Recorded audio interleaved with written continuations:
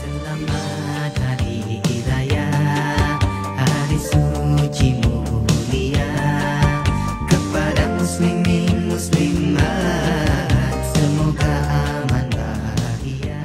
Assalamualaikum warahmatullahi wabarakatuh. Alhamdulillahi rabbil alamin, wassalatu wassalamu ala asyrafil anbiya'i wal mursalin sayyidina Muhammadin wa ala alihi wa sahbihi ajmain. Sidang penonton yang dirahmati Allah sekalian, pada hari ini saya ingin membicarakan sedikit tentang amalan-amalan sunat pada hari raya. Sidang penonton yang dirahmati Allah sekalian, hari raya Aidilfitri adalah hari kemenangan kepada umat Islam yang mana mereka baru sahaja menunaikan ibadat puasa selama sebulan, dan mengikut sejarah di bulan Ramadan berlakunya peperangan Badar dan peperangan Ahzab, yang mana kedua-dua peperangan ini hasilnya adalah kemenangan kepada tentera-tentera Islam. Dengan sebab itu, di dalam takbir hari raya disebut kalimah wahazamal ahzaba wahdah, dan Allah mengalahkan tentera Ahzab dengan keesaannya, membuktikan kepada kita bahawa hari raya adalah hari kemenangan di dalam peperangan Ahzab dan juga di dalam peperangan Badar. Sidang penonton yang dirahmati Allah, maka di sana Allah Subhanahu wa taala telah mensyariatkan beberapa amalan-amalan sunat yang perlu kita lakukan sempena dengan sambutan hari raya Aidilfitri. Yang pertamanya ialah menghidupkan malam hari raya. Nabi Muhammad sallallahu alaihi wasallam bersabda yang bermaksud, sesiapa yang menghidupkan malam hari raya, maka Allah akan hidupkan hatinya pada hari dimatikan hati-hati manusia yang lain. Menghidupkan malam hari raya ialah dengan kita memperbanyakkan takbir hari raya, kita memperbanyakkan tasbih, kita memperbanyakkan membaca Al-Quranul Karim, dan kita melazimkan diri kita untuk melaksanakan ibadat solat maghrib dan solat isyak secara berjemaah.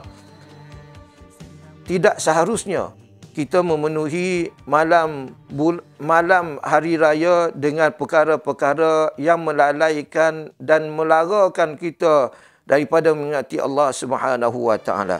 Yang kedua, amalan sunat ialah mandi sunat pada hari raya, yang mana mandi sunat pada hari raya ini bermula pada pertengahan malam hari raya dan berakhir sebelum solat sunat hari raya didirikan.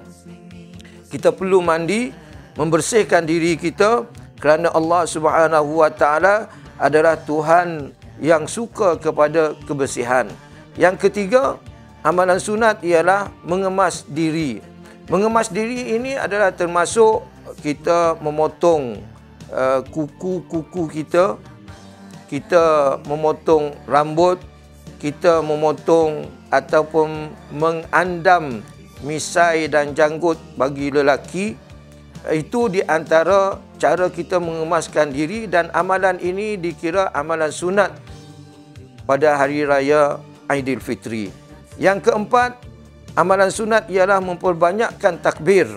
Takbir yang sudah sinonim dengan kehidupan kita, takbir hari raya adalah perlu dilakukan sama ada secara berjemaah ataupun secara individu untuk menzahirkan kebesaran dan keagungan Allah Subhanahu wa taala di dalam diri kita, supaya kita tidak lalai bahawa kemenangan dan selesainya kita melaksanakan ibadat puasa selama sebulan itu tidak lain tidak bukan ia adalah pertolongan dan bantuan daripada Allah Subhanahu wa taala.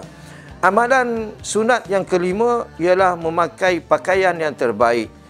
Sebagaimana yang telah diamalkan oleh masyarakat Islam di Malaysia terutamanya, seluruh umat Islam telah memakai ataupun mengenakan pakaian-pakaian yang cantik.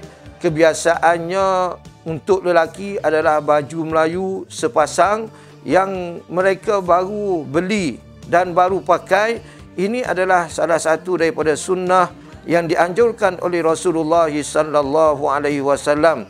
Namun begitu, bagi mereka yang kurang berkemampuan, mereka boleh berusaha mendapatkan pakaian yang terbaik walaupun tidak baru, tetapi untuk menzahirkan kegembiraan pada hari raya Aidilfitri. Seterusnya, sidang penonton yang dirahmati Allah sekalian, amalan sunat yang keenam ialah berwangi-wangian. Setelah kita memakai pakaian yang cantik, pakaian yang indah, pakaian yang baru, maka sunat kita mengenakan wangi-wangian yang boleh menghasilkan suasana yang ceria kepada kita, kerana Nabi Muhammad sallallahu alaihi wasallam amat suka kepada wangi-wangian. Amalan sunat yang ketujuh adalah bersarapan dahulu sebelum mengerjakan ibadat solat sunat Aidilfitri.